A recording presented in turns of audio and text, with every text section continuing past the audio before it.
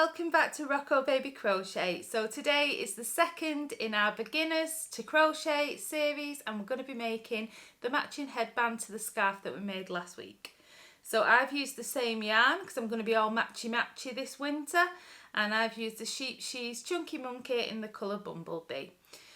So in this tutorial we're going to be learning two new techniques. The first technique we're going to be learning is how to find and how to crochet into the back bumps of your foundation chain.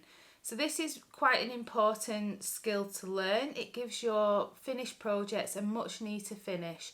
When we made the scarves, it wasn't really as important because we covered that edging up with the huge pom-poms, but on these headbands both the edges are quite visible and you want it to look neat and you want it to look quite professional. The second thing that I'm going to be showing you how to do is to put these cute little twists up here at the top, and that's super simple as well. Now, if you're not new to crochet and you already know how to do all these things and you just want to skip ahead to the pattern, then this tutorial is all time-stamped for you, so please feel free to do that also. So, let's get going. What do we need to make these cute little headbands?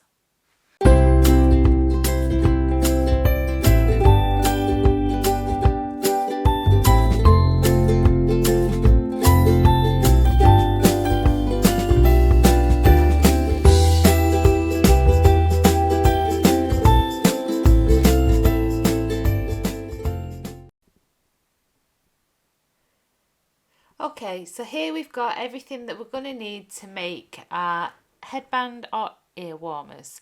So I'm carrying on with the Sheep She's or Scapias. I think I'm getting a little bit better at saying that now. Chunky Monkey, and the colour I've chosen is Bumblebee. You're going to need just to get yourself a 5mm crochet hook, a pair of scissors, some darning needles and a couple of stitch markers. You might also find it handy to have a tape measure to hand. So my headband, where it sits, the circumference of my head is 21.5 inches. So depending whether your head is smaller or larger, you may need to adjust the foundation chain. Similar to when we made the scarf, it's completely fine to make it smaller or larger. What you just need to remember is that the foundation chain will always need to be an even number of stitches so that the pattern works out correctly. So it's fine to make it longer or shorter, just keep it at an even number. Okay, so let's get into making our headband. I've got my yarn, I've got my hook, and we're going to begin by making a slip knot. So just as we did with the scarf, we make a little loop and pull another loop through that, popping our hook through and pulling on the working yarn. So our foundation chain for this, if your head is the same measurements as mine, is going to be 70 chains. So we're just going to yarn over and pull through total of 70 times. 2, 3, 4, 5, 6, 7, 8, 9, 10. So if you continue to make your foundation chain and come back to me when you've got 70, and we'll start row 1. Okay, so I've got my chain of 70. So like I said to you earlier, we're going to be learning how to crochet into the back bumps of stitches, which makes your foundation chain much neater. And I think for something like this where the edge is quite visible, it's a really good idea, and it's easy to find the back bumps learning using this chunky yarn. So same as the scarf, we're going to skip the first 2 chains from our hook because our first stitch is going to be a UK treble.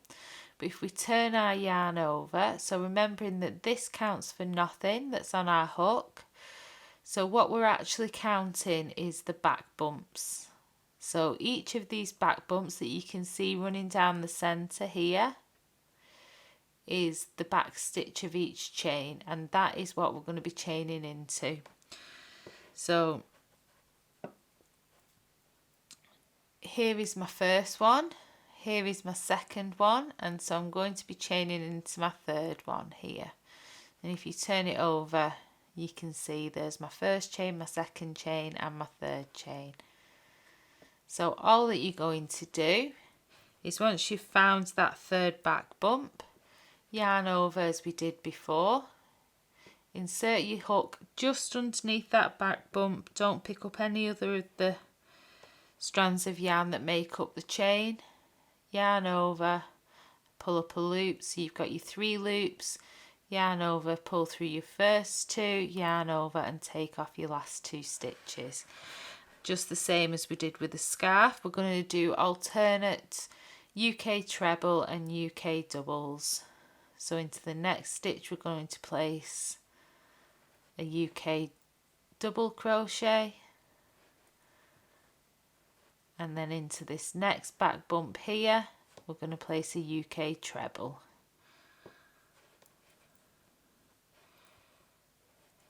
So you'll have a total of 68 stitches going. Like the scarf, you'll start each row with a UK treble and you'll finish each row with a UK double, but you're just doing alternate trebles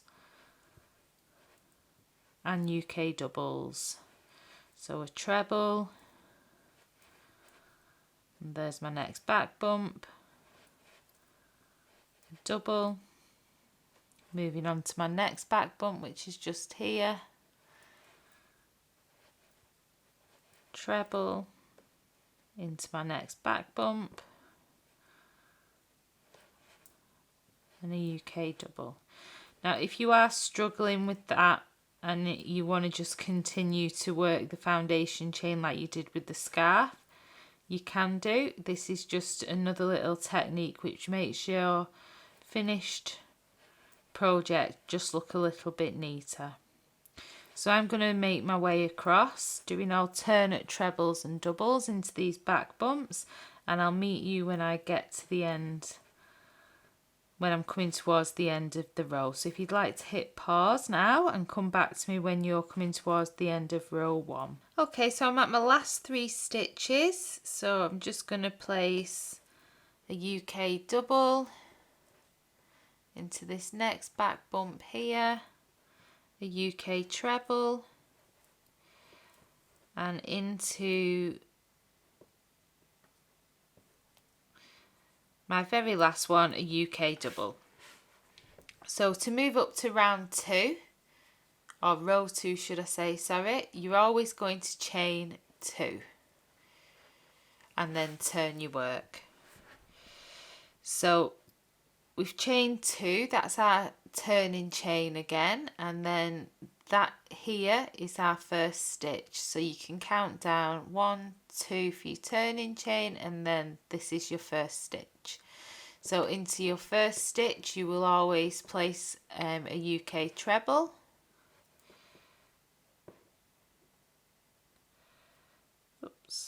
a UK treble, and then into your next stitch a UK double. It's exactly the same as we did in the scarf. Treble and a double. Don't forget to use your stitch markers.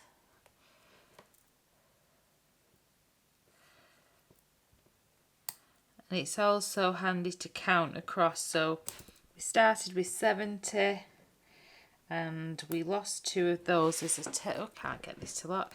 We lost 2 of those to get to the correct height for our project. So we've got a stitch count of 68 going across here. So I'm going to continue now working alternate UK trebles and doubles all the way across row 2.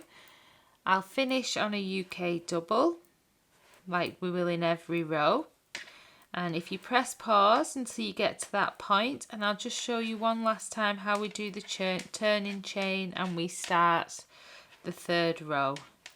So if you want to hit pause until you get to that point and then come back to me. Okay, so I'm at my very last 3 stitches of row 9. So I've got a UK double, a treble and a double, and then you're going to just chain 1, just splitting my yarn then, chain 1 and that's going to be what knots our work. Grab your scissors, cut yourself a nice long tail.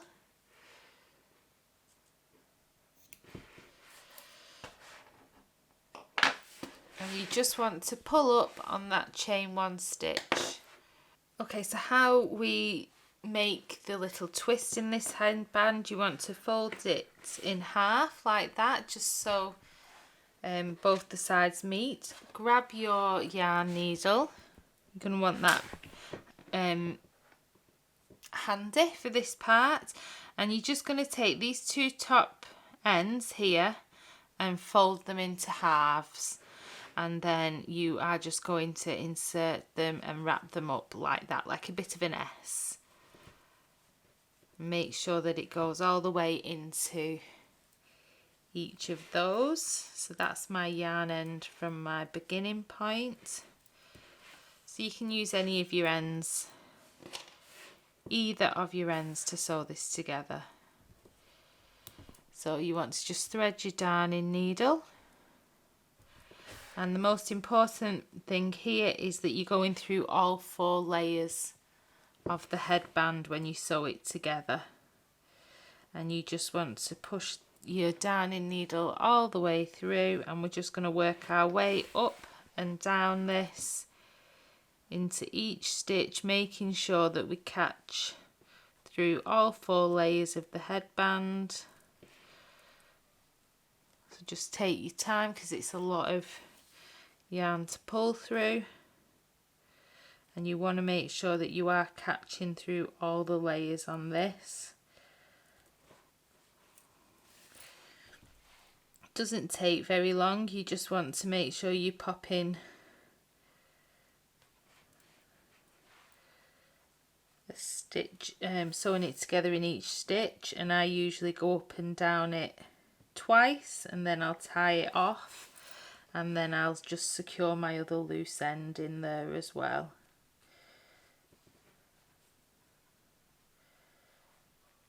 It's a little bit tricky when it's such bulky yarn, so just take your time and guide your needle through. So that's all the way up. Just going to put another last one in here, and then we're going to just go all the way back down it. Just really to make sure that it's not going to come undone on itself.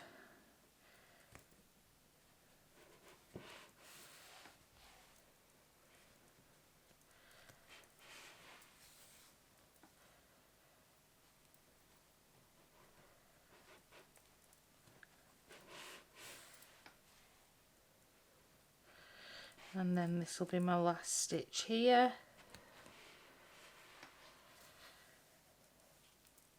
And then I'll just feed my needle underneath one of those little strands of yarn and make a little knot, and pull quite securely on that knot so you know that it's going to stay nice and secure. And then I just feed my loose end through a little bit just to lose it underneath those stitches.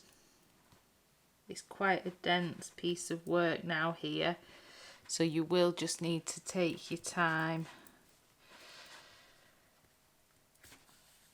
Pull that loose end through there, and I'll just trim that one. And then I've got my loose end here from the beginning of the work, so I'm just going to quickly sew this loose end in just so you can't see this.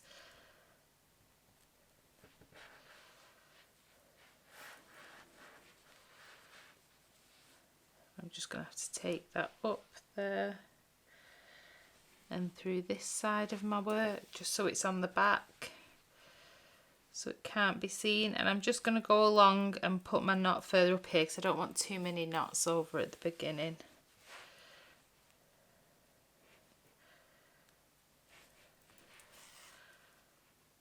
Do a little knot there, and then I'll just weave that loose end in there.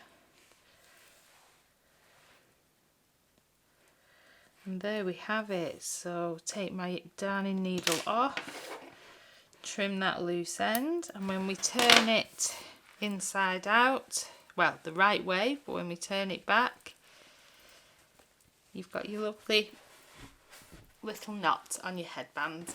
So I hope you've really enjoyed this tutorial and you've picked up a couple of new skills, learning how to do the back bumps, learning how to do the twist in the headband, and we've got the next little project in this set coming up next week, and also the written patterns are going to be over on the Rocco Baby website.